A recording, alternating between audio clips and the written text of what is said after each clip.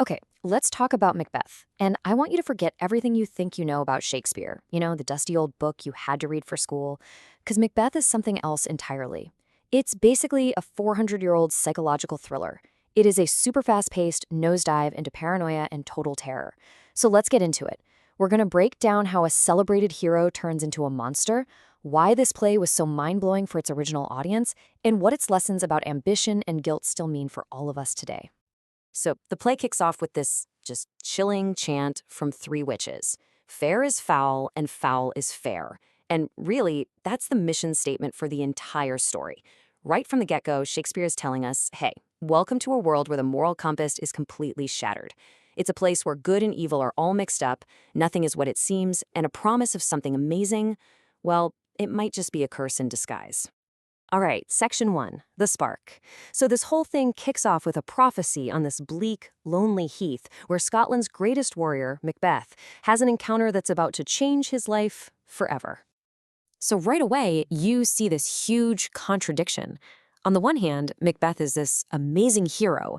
I mean, King Duncan is just gushing, calling him a worthy gentleman. But then, at the exact same time, his friend Banquo looks at him and sees something totally different. He sees fear. And this sets up the real conflict of the play right from the start. It's not going to be Macbeth versus some bad guy. Nope, it's Macbeth versus himself.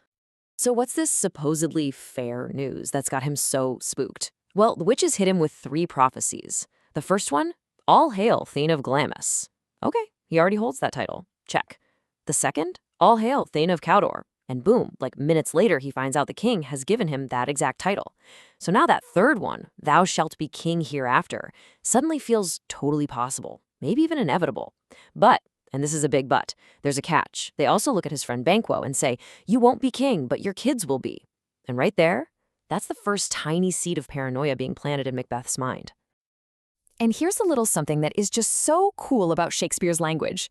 You know how Banquo asks why Macbeth seems to fear things that do sound so fair? Well, back in the day, the words fear and fair sounded almost identical. So for the original audience, that question was this perfect chilling pun. It literally mashes together the idea of good news with absolute terror. It's a hint that Macbeth's greatest dream is also going to be his worst nightmare. Okay, moving on to section 2, the choice. Because, see, the prophecy gives Macbeth a peek at the future, but it's what he does with it, that dagger of the mind, his own choice, that's going to turn it all into a bloody reality. Now, to really get Macbeth's choice, you have to put yourself in the shoes of the people watching this play for the first time. See, when Shakespeare wrote this, England had a brand new king, King James I, who, get this, was already the King of Scotland. So Shakespeare, being a super smart writer and businessman, basically wrote a Scottish play that was custom-made to hit on all of the new king's obsessions and deepest fears. This was not just a night at the theater. This was politically electric stuff. I mean, think about it. For an audience back then, seeing witches on stage wasn't like watching a fantasy movie. Witchcraft was a real, terrifying thing to them, something their own king had written a book about. And watching a good man turn into a tyrant, that wasn't just some drama. It was tapping into a huge debate about what makes a good king versus a bad one. Again, something King James was obsessed with. And killing a king? Oh man, that was the ultimate sin. It was seen as a crime against God himself, an act so unnatural it would make the universe itself freak out. Shakespeare packed all of this into the play, and it made it an absolute cultural lightning rod. But here's the thing, Macbeth doesn't make this choice all by himself. His wife, Lady Macbeth, enters the picture. As soon as she reads his letter about the prophecy, she is all in, no hesitation. Her only worry, that her husband is actually too good, too full of the milk of human kindness to take the nearest way to the crown.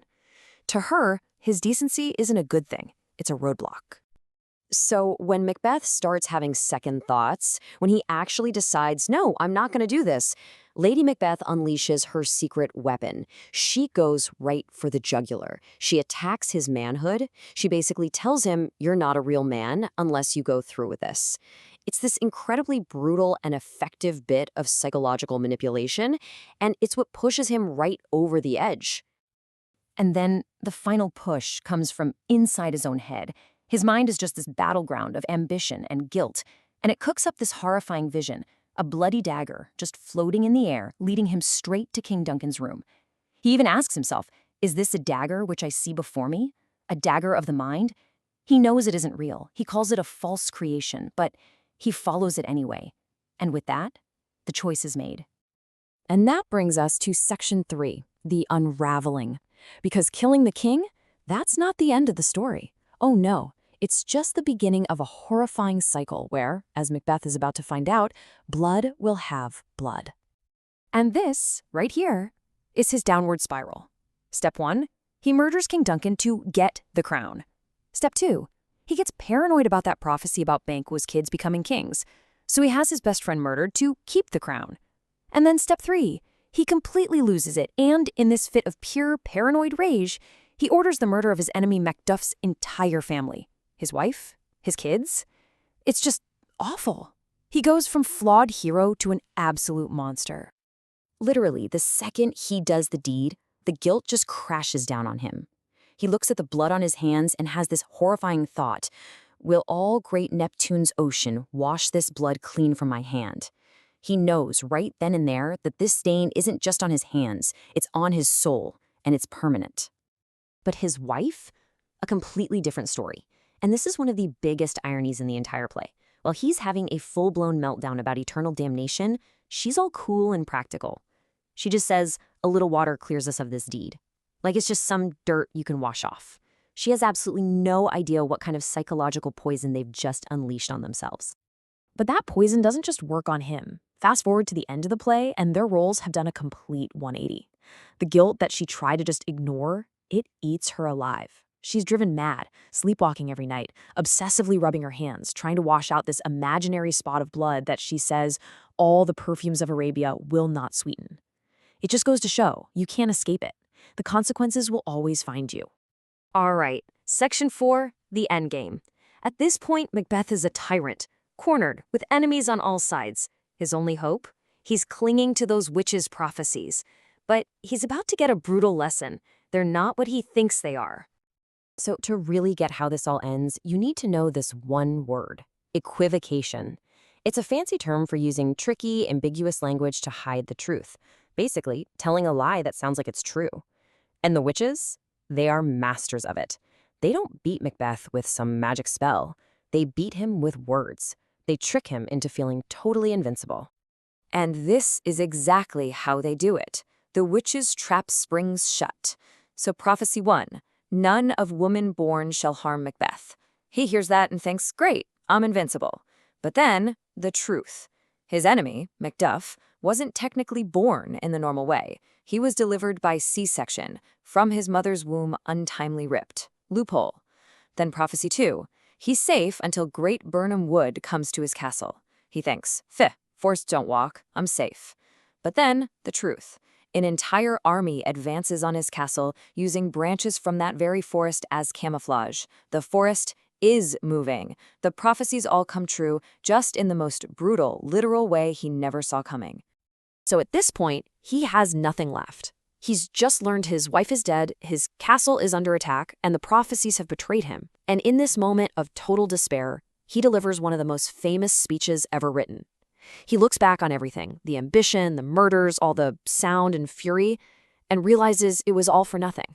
Life, he says, is just a tale told by an idiot, signifying nothing. It's this bleak, powerful moment where he sees that all his terrible choices have led him to a completely empty, meaningless end. So, let's get to the payoff. After all this, after 400 years, what does Macbeth actually teach us? What can we take away from this story about what drives people and what can absolutely destroy them? Well, there are a few huge takeaways. First, ambition itself isn't the problem, but vaulting ambition, as Macbeth calls it, ambition that's totally cut off from any sense of right and wrong, that is a surefire recipe for disaster. Second, you can't escape guilt. The play is like a deep dive into fear and paranoia, showing that once you commit that first crime, it unleashes this psychological torment that you just can't contain. Third, words are powerful and dangerous. Macbeth is ultimately beaten by equivocation, by words that promise him the world but are actually leading him to his doom. And finally, and this is maybe the most important part, especially if you're studying this, his tragedy is about choice. Macbeth wasn't born a monster. He was a man who made a monstrous, mighty mistake. And all of that really leaves us with the big question that hangs over the entire play. We watch this hero do truly monstrous things, but Shakespeare never lets us forget the good man he was at the beginning. So, what do you think? Was Macbeth a monster from the start, or was he just a man who made a choice so awful it turned him into one? It's a scary thought, because that line between the two, it might be a lot finer than any of us want to admit.